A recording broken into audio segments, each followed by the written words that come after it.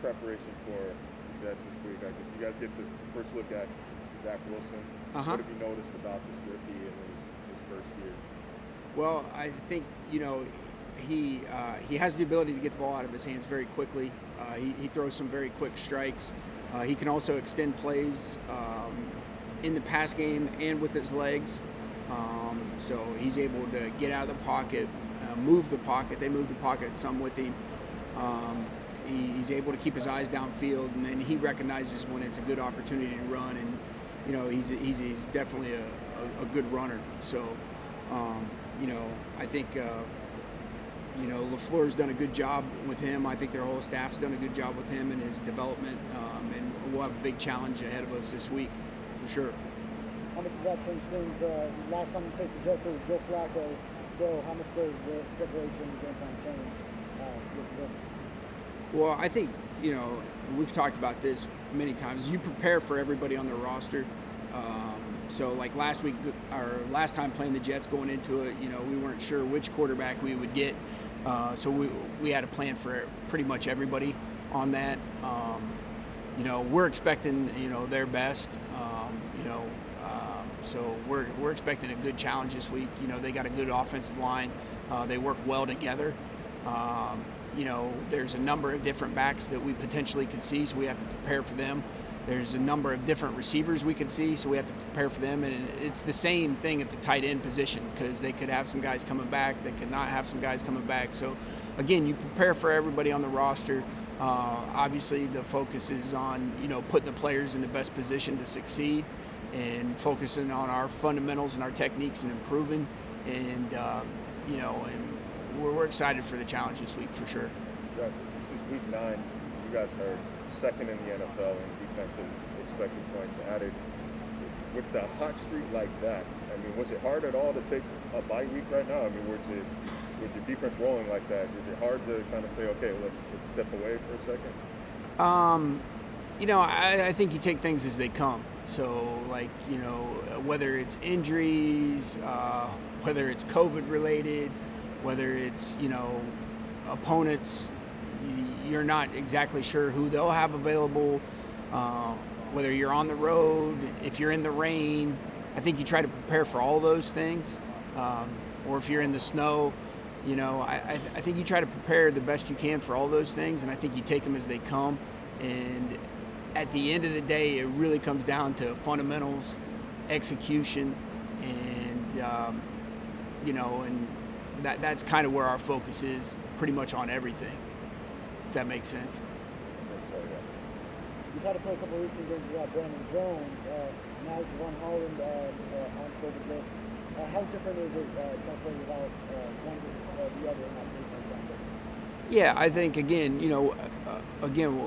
we feel pretty fortunate about our depth at a lot of positions, and and we just move guys where we feel like they can succeed, and we try to put them in good position. Obviously we'd like to have all of our players available to us. We'd like to have them all fully healthy. It's usually at this time of year, somebody's always dealing with, I'm not saying an injury, but nobody's at 100% like they were when they came in training camp, coaches included. It takes a little toll on you when, you get up early, stay late. But at this time of year, that's the beauty of this sport. We need our best football. And I think our players know and understand that, and they do a great job of taking care of their bodies the best they can, and that's a big part of what they do. It's a big part of the profession. And whoever's available to us, we'll ultimately just try to put those guys in positions that they're comfortable with and that they can succeed. We've heard for 3 years from you and Flo about the value of having players who can do different things. Jerome, inside, outside. Duke Riley, Brandon, and Javon can blitz for being covered. Is it vital to have a lot of those types of players to be able to play the type of defense that's been so successful the last few weeks in terms of giving teams multiple looks, disguises, etc.? Yeah, I think it really starts with concept learning, conceptually, that, we can do a lot of different things with guys in different spots. It may be a similar concept, but if they understand, hey, I'm just this piece of the puzzle, Even though last week I was this, I think it gives you an opportunity and presents some problems and issues for offenses as they're looking at you and breaking you down and going, it's not just always this guy doing this or this guy doing this, or if this guy's here, this is what it's going to be. I think you always try to put yourself in a situation where it's not so obvious to what you're doing. But at the same time, you also want to put players in positions where they're comfortable, and that takes a little bit of time, and ultimately it comes down to the players, executing with good fundamentals and techniques. And even in drafting Jalen and Javon, you remember you and Flo ever having a conversation, you and Chris here, talking about we could see these guys doing different things for us, even beyond their physical skills and their character. That's something that's appealing. Sure, and I think I think all those conversations occur, and I think like when you guys were out here for training camp, you could see guys moving, from spot to spot and trying to do different things with them, and and a lot of times for young guys, it's a little bit, hey, I'm just trying to learn this. I got this down now. You got to move me to this, and really you just see how much guys can handle, and there's a progression obviously as you go, and I think our young guys have done a good job with that, and I think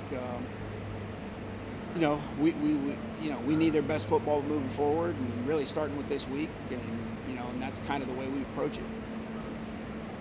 And any guys in particular that you think have really made advancements this year in being able to do different things, line up different places? What couple of guys come to mind as guys who've gotten better at that? Well, and again, I wouldn't really kind of just single anybody out on that one, because we ask a lot of our guys to do multiple things, and I know sometimes you look at some of the guys in the front and you're like, wow, he's only going from here to here to here, but that little bit of movement requires different technique, different keys. So we ask basically all of our guys to be as multiple as possible.